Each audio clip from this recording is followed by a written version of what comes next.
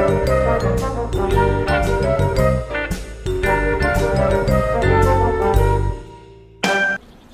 guys, Joe DeMarco from the Crazy New York Driver Show. Today is Wednesday, March 25th, 2020. Welcome to another eBay video. Today we're going to do a little bit of an update and discuss a few things on eBay that I've been wanting to talk about for a while. For the time being, I'm going to be putting up these interim videos as I have a little extra time for the next few weeks. Today is Wednesday. I'll do maybe a 10-minute eBay video today. Then Friday, I'll release my normal video at 7 o'clock p.m. regarding eBay. Then I'm going to do a Corona update. That will be either Saturday, Sunday, or Monday. I'm not sure which day yet.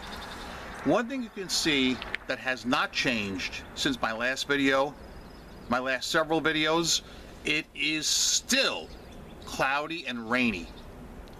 Right now it's Wednesday morning. It's going to rain this afternoon. We'll have one dry day tomorrow, then 3 more straight days of rain. It's been awful. Awful, man. Today I want to discuss some things that have transpired on eBay. And I've entitled this, To Block or Not to Block? That is the question. I'm going to tell you what I think is a rather funny story, and I'd like to get your opinion on it, because a lot of you guys have written in about blocking troublesome eBay buyers, and that's what I want to talk mainly about today. A couple of updates before I do get started. In the description box, you will see a link to my second channel. I keep forgetting to promote this channel, but I'm not forgetting today.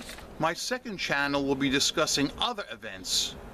Things that are a little bit more mature as far as the rating is concerned. So check out that channel when you get a chance. Watch the videos and subscribe and bash that notification bell so you can be alerted when I put up a new video. eBay stories. Many eBay sellers who own stores this week were given a 50,000 free insertion promotion. That is right, you didn't hear me wrong. Most eBay store owners have 50,000 free listings, which must be taken advantage of, I believe, by April 1st, which of course is physically impossible. I think I listed maybe 10 items yesterday. So take advantage of whatever you can, list as much as you can while you can.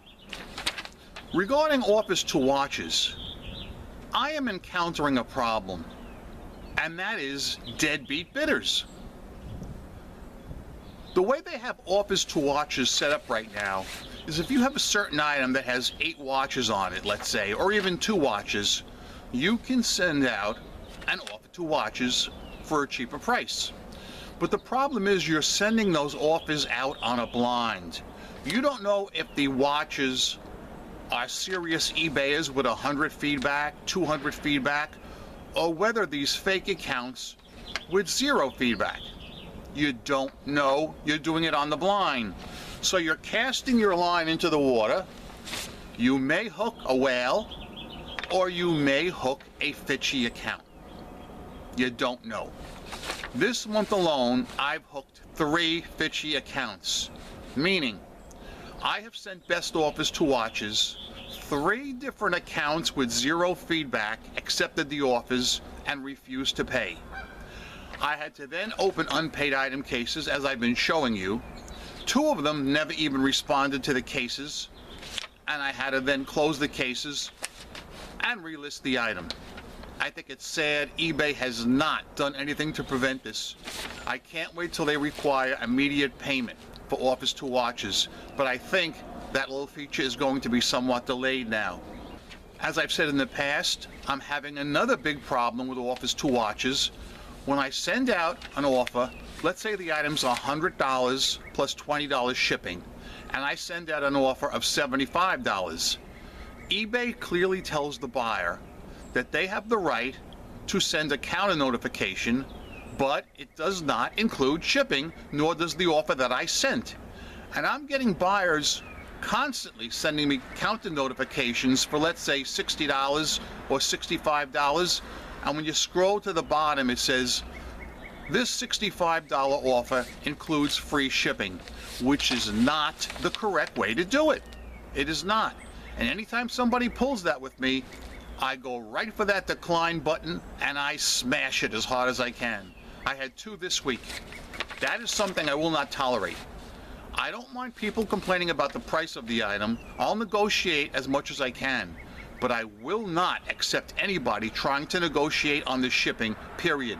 I had a guy the other day from California. I have an item for $80 plus 35 shipping. He said, I love your item and the price is fair, but I do not want to pay that $35 shipping. I said to him, you're all the way over in California. I said, get it locally. Save on shipping. And he wrote back and said, but nobody here has them. You're the only one that's got them. And he will not pay that $35 shipping. And in a 17 by 17 by 8-inch box, it's going to cost probably $40 for me to ship, not $35. Now I'm going to tell you what I think is a funny and amusing story regarding an eBay buyer. And I think this is going to bring a smile to your face. And that's what I like to do. I like to come out here and bring a smile to your face when I can. So, I sell hardware, locking hardware, as I've talked to you in the past, for wire wheels. I sell locks and keys. So if I sell a set of locks and keys, it is 1 key and 4 matching locks, lock bolts, that match my key. My key and my lock bolts are a set. They fit each other, but they do not fit other locks and keys, if you get me.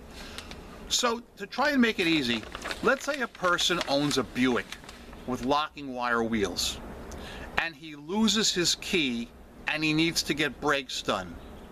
He's going to have to go to the shop and have them chisel off his current locks, okay?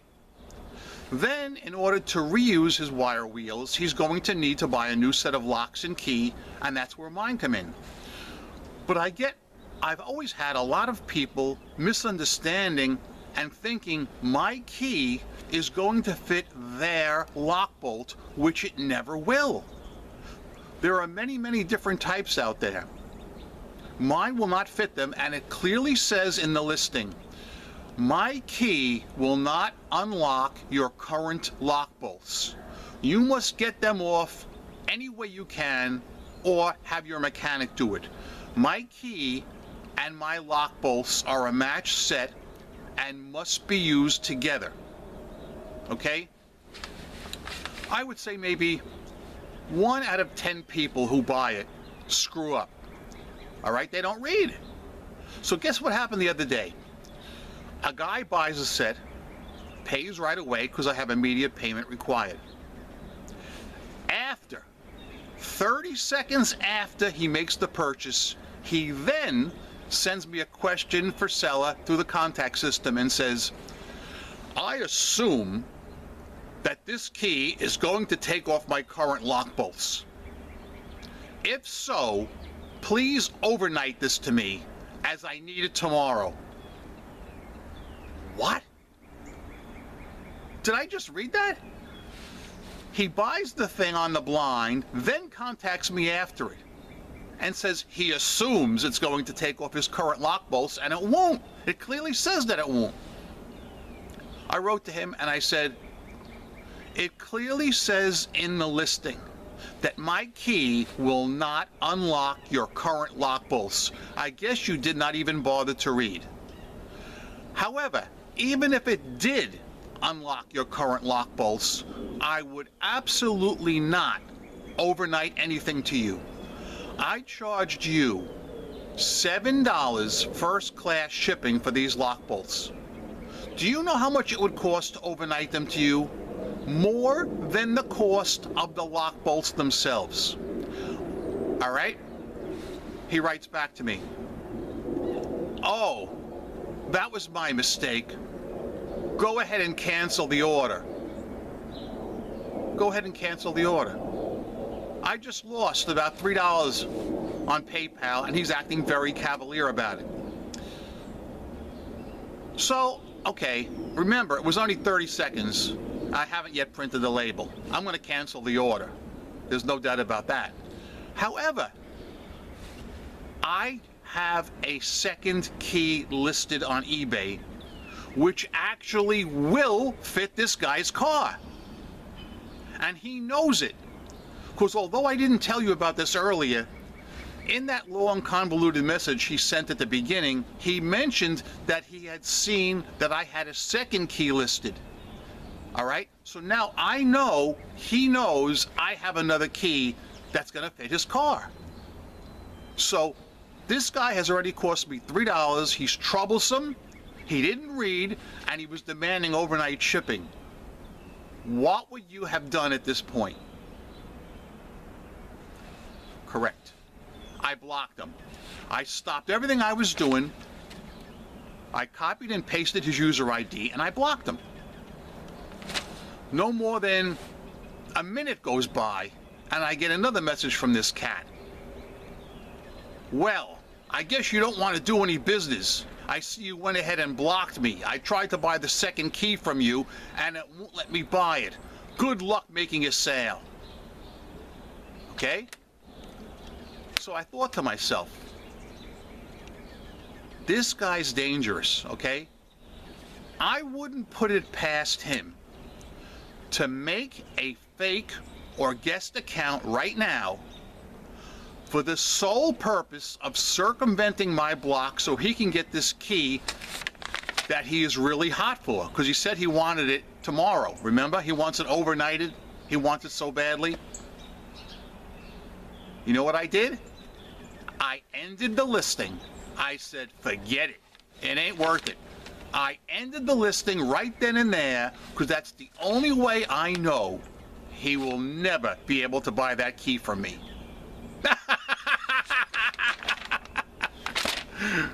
Someday I will relist it.